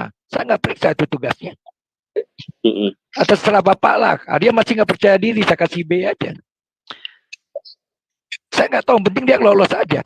Karena dia hadir ada, yang saya nilai bukan itu. Nanti dia di masyarakat, nanti dia bekerja juga diseleksi lagi. Silakan aja, dia menjadi tempat guru-guru juga diseleksi lagi. Dia akan melamar lagi, berapa lagi perjuangannya diuji lagi. Ya lolos-lolosin aja lah. Nanti juga ada siswa baru kok. Jadi sekarang ini loh Pak Deddy, ini krisis pendidikan. Sekarang ngajar kok. Betul. Saya tidak mendidik, saya ngajar kok. Saya ajarin udah. Ya A tambah B tambah ini saya selesai. Kamu paham udah. Besok tugas. Mana tugasnya? Salah nggak salah tugasnya saya kasih nanya. Saya lihat absennya benar, udah saya kasih aja nilai. Tapi 3 kali dia betul-betul, jangankan C, dia saya kasih. Walaupun pintarnya saya dapat apapun juga. Iya. Itu Pak Deddy, terima kasih Pak Deddy. Iya, makasih Pak. Makasih Pak. Iya, makasih Pak. Yesus memberkati. Iya, makasih. Iya. Ya itulah Pak, makanya jadi orang tua nih Pak, Bu, yang lebih tahu ada tentang anak-anak mereka itu kita di sekolah. Jadi bukan mereka. Jadi kadang-kadang orang tua juga jangan apa-apa langsung membela anak, datang ke sekolahan, pokoknya anaknya semua benar seperti malaikat, tidak ada salahnya, semua sempurna. Yang disalahin guru, salahin malaikat. Gimana waktu dia masih kecil dulu dia nggak ikat, zaman guru kita dulu, waktu zaman usia saya gini, kalau dihajar bener-beneran, tendang bener-beneran. Sekarang kan kita nggak boleh begitu. Pelanggaran hukum. Anaknya jadi kurang ajar Pak Bu. Kita nih jadi guru, akhirnya nggak dihargai di depan mereka. Bukan kita gila dihargai, kita juga nggak mau cari itu. Tetapi kalau ada sesuatu yang salah, izinkan kita bertindak keras, mendisiplinkan mereka, begitu. Jangan dibela. Iya. Ya itulah. Iya, baik. Nanti untuk ini dulu ya Pak Musafir, Ibu Tina. Nanti akan dibuka lagi mute-nya Pak Musafir ya. Ya baik Ibu, silakan Ibu Tina. Sudah dibuka mute-nya. Ya. Makasih Bu Aling. Salam Pak Deddy. Ya, salam Bu Tina. Ya, salam. Ya. Saya mau tanya tentang citra diri. Ada 2 pertanyaan. Ya, ada 2 pertanyaan. Yang pertama saya mau bertanya tentang apakah saya ini tersinggung gitu. Maksudnya gini, ada teman saya mengatakan bahwa yang memberkati itu orang itu tuh lebih banyak daripada kita. Nah, akhirnya saya ini kayak orang bukan tersinggung sih, saya merasa saya ini saya ini memang merasa orang nggak mampu gitu. Tapi dengan saya memberkati orang dengan kekurangan saya sudah puji Tuhan gitu. Karena saya masih bisa memberkati orang dengan cara walaupun sedikit gitu. Itu satu. Iya, silakan Pak dijawab dulu. Nanti yang kedua. Iya, silakan Pak Deddy. Iya, silakan. Ibu kalau yang namanya citra dirinya negatif ya, Ibu menilai juga pasti tentang orang lain negatif tadi kan salah satunya kan. Ibu menilai bahwa misalkan saya menilai bahwa saya adalah orang yang kurang misalkan secara ekonomi. Nah, maka saya ketika melihat orang lain pun juga sama, sebenarnya orang lain lebih rendah daripada saya. Kadang-kadang ketika dia melihat orang lain lebih rendah, belum tentu juga dia mau berbagi, Bu. Belum tentu. Tetapi ketika dia bisa saja dia berbagi, itu karena dia merasa apa? Sebenarnya bukan berarti orang yang kita dirinya negatif, itu bukan berarti dia kurang empati. Tidak. Dia punya empati juga. Tetapi, apakah selama ini Ibu selalu menempatkan diri Ibu ini selalu rendah daripada orang lain? Ya, saya lebih rendah daripada orang lain karena memang saya terlahir dari orang bawah gitu loh Pak, seperti itu. Ya, karena ada perkataan seperti itu, jadi seakan-akan saya minder dari persahabatan mereka gitu loh. Oh ya, seperti itu. Begini ya artinya orang nggak punya itu gitu. Kok direndahkan? Memang kita orang rendah. Ya, silakan. Nah, itu nggak boleh Bu. Itu nggak boleh. Ibu harus bisa melihat bahwa status ekonomi, sosial, lahir di kota, lahir di kampung seperti apa, begitu ya, orang tua yang pekerjaannya apa, itu nggak boleh jadi penghalang, nggak boleh menjadi ukuran untuk Ibu mengukur diri Ibu sendiri. Waktu Ibu menabur misalkan, waktu ibu bergaul dengan orang lain, nggak buang itu semua, Bu. Ketika kita bergaul dengan siapapun juga, termasuk saya nih. Dulu saya begitu, karena saya kan punya latar belakang kehidupan yang pernah saya sampaikan dulu kan. Nah, saya banyak hal yang jelek-jeleknya begitu.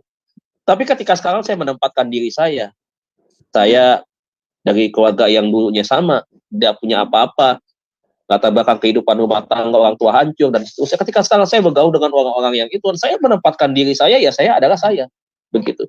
Jadi ternyata ketika saya menempatkan diri saya nggak kalah dari kamu. Saya punya kelebihan walaupun secara status dulu misalkan saya kurang begitu, tetapi di dalam hal sekarang ini saya punya kelebihan. Contoh ya Bu ya. Iya. Saya bisa bergaul dengan jenderal-jenderal Bu. Ini ketika makan nih kami nih, ya kami makan dengan mereka makan dengan anak-anak buah mereka yang pangkatnya kolonel apa itu kolonelnya saya jauh Bu, duduknya jauh. Kalau nggak dipanggil nggak mungkin berani deket dia. Coba bayangkan saya, bawa-bawa kolonel saya kan sipil biasa.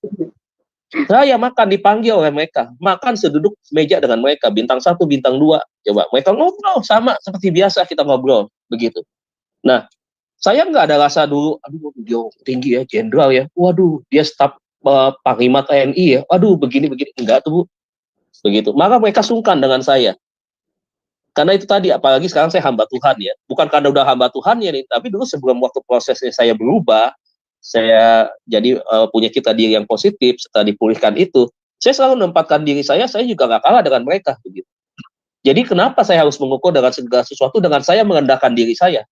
Dan saya nggak boleh begitu, Bu. Nah, Ibu harus buang itu. Nggak boleh, Bu.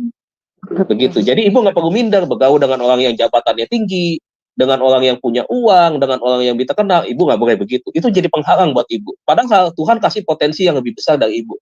Gitu. Ibu pasti punya potensi yang besar, lebih daripada orang itu. Gitu. Tapi saya nggak ini gitu Pak, nggak minder, justru dengan dikatakan hal demikian itu saya lebih semangat lagi. Bagaimana saya harus lebih semangat gitu loh, seperti itu. Iya. Jangan minder, makanya Ibu nggak usah lihat masa lalu Bu. Betul. Nggak boleh lihat. Nah. Betul Pak. Yang pertanyaan saya yang kedua mengenai anak sekolah. Memang saya sebenarnya tidak membela anak. Memang karena walaupun saya jauh dari anak itu kan saya tahu apa namanya itu kepribadian anak saya. Nah, tapi yang saya nggak habis pikir gitu loh Pak. Kok kenapa sih gurunya itu kok nggak kayak orang nggak suka sama anak saya gitu. Kalau anak saya tanya tentang mengenai pembayaran apa tuh nggak pernah dijawab gitu loh. Jadi saya sebagai orang tua kayak ada kecewanya sama guru. Kadang-kadang anak saya bilang, kamu gimana sih sama komunikasian sama guru? Ma katanya guru nggak tahu, nggak pernah dijawab kalau bertanya, dia gituin. Cuma sekali bicara sama saya udah dia bilang, tapi kalau sama yang lain katanya perhatian, dia gituin. Jadi itu maksudnya bagaimana ya Pak, kok guru seperti itu gitu loh. Saya pikir kalau guru yang baik tentunya dia tahu ya, menempatkan dirinya bahwa dia itu harusnya menjadi seorang yang bijak ya. Bijak dalam arti dia adalah orang yang bisa menerima siapapun juga dan harus bisa diterima oleh siapapun. Karena posisinya harusnya seperti itu. Guru itu ketika di sekolah, dia adalah pengganti daripada orang tua. Jadi setiap anak yang ada di kelas dia, itu adalah anak-anaknya dia. Dan dia nggak boleh punya rasa perbedaan tadi. Tapi ada satu mungkin yang ingin saya tanyakan juga ke Ibu. Iya. Setahu saya sih Bu, biasanya, guru ini kan juga punya etika profesi. Begitu. Etika mengajar, ya sebagai pendidik ya, tentunya juga ada seperti itu. Nah, tapi saya penasaran, kenapa kok dia seperti itu ke anak Ibu? Nah, ini kan mesti sesuatu hal yang harus dicari tahu sebenarnya. Dicari informasinya, alasannya apa. Nah, kalau misalkan Ibu bertanya kepada guru tersebut, mungkin ya bisa jadi, ya mungkin dia nggak menjawab ataupun menjawab mungkin juga nggak sepenuhnya ya, dia bisa bercerita tentang sesuatu yang sebenarnya. Nah, Ibu cari aja informasi dari teman-teman anak Ibu yang lain ataupun dari guru yang lain gitu supaya Ibu dapatkan informasi yang tepat. Saya pikir gini, kalau misalkan kita menilai guru langsung dengan cara seperti itu dan kita ini bukan saya bilang Ibu menghakimi ya, bukan, tetapi arahnya ada menilai seperti itu, rasanya kurang tepat juga Bu. yang tepat Iya juga. sih, betul. Cuma pernah saya tuh tanya di WA-nya itu, Pak. Saya tanya mengenai anak saya, itu nggak pernah dijawab gurunya itu. Terus suami saya juga pernah bertanya gitu loh sama guru ini, wali kelasnya, tapi tetap aja nggak ada jawaban gitu. Nah, cuma yang ada itu namanya anak saya bandel juga kan ya, tapi memang ada kejujurannya juga sih, namanya orang tua kan pasti merasakan gitu loh Pak. Ya kejujuran dengan kebohongannya kan bisa kita rasakan walaupun jarak jauh. Nah, saya sekarang kan sekarang kan ininya kan ganti lagi. Jadi kalau anak itu masuk, jadi harus ada sidik jari gitu loh Pak di sekolahan itu. Ya, jadi kalau sidik jari artinya itu anak kan masuk dan mengikuti pelajaran. Nah, sedangkan anak saya ini namanya anaknya badeg dan juga dia nggak punya kendaraan sendiri karena mobil biasa umum kan kadang mungkin kelewatan atau bagaimana kita nggak tahu. Nah, di saat-saat itulah karena tergesa-gesanya anak ini udah kesiangan masuknya, jadi lupa akan sidik jari. Nah, disitulah kadang-kadang SMS itu masuk di WA-nya bapaknya bahwa anak kamu itu nggak masuk, padahal anaknya ngikutin pelajaran gitu loh, seperti itu. Nah, terus saya bilang tanyakan aja sama gurunya bagaimana. Terus seperti itu. Itu saya jadi gini, Bu. bingung. Iya, silakan. Waktu anak Ibu berangkat ke sekolah, jam berapa? Harusnya, sekarang kan zaman canggih, kirim aja WA ke guru yang jaga.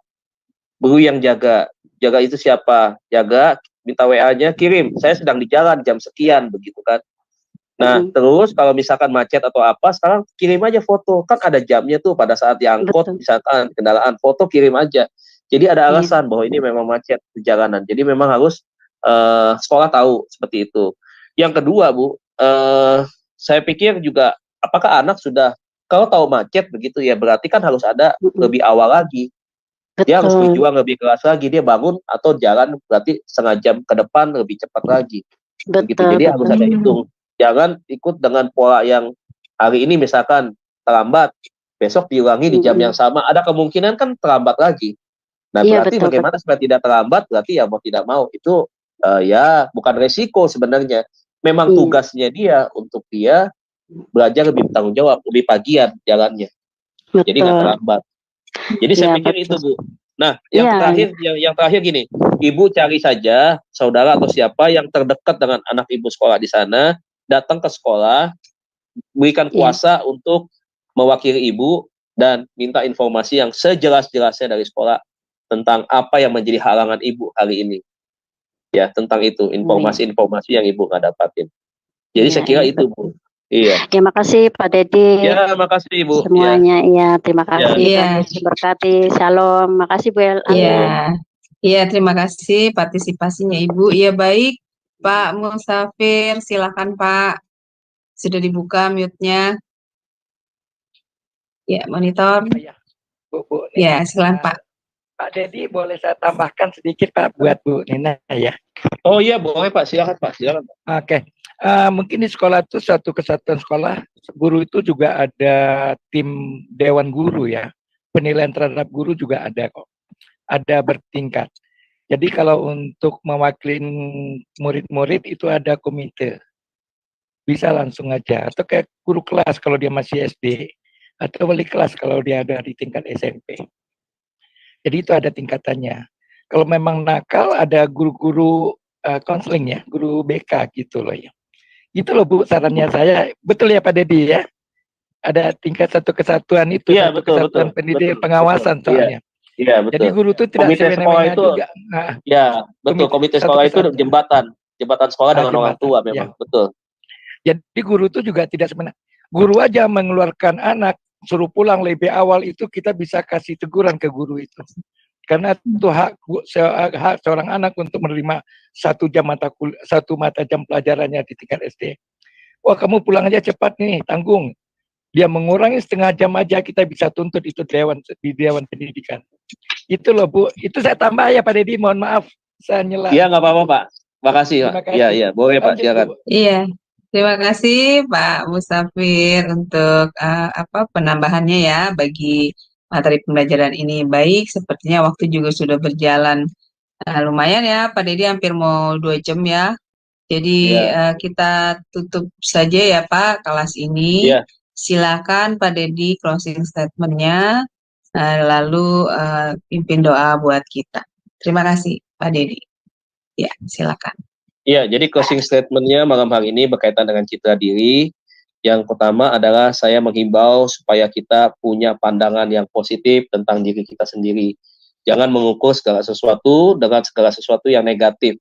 Ya, latar belakang kehidupan di masa lalu jangan menjadikan sebuah ukuran untuk kita memandang diri kita dan juga orang lain.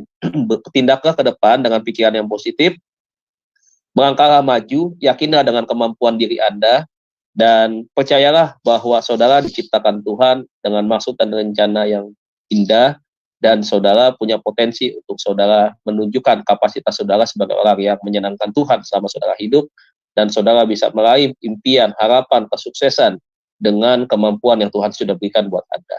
Tidak ada kegagalan, jauhi rasa takut, jauhi tentang hal-hal yang membuat Anda pesimis, tetapi jadilah manusia yang optimis. Saya pikir itu.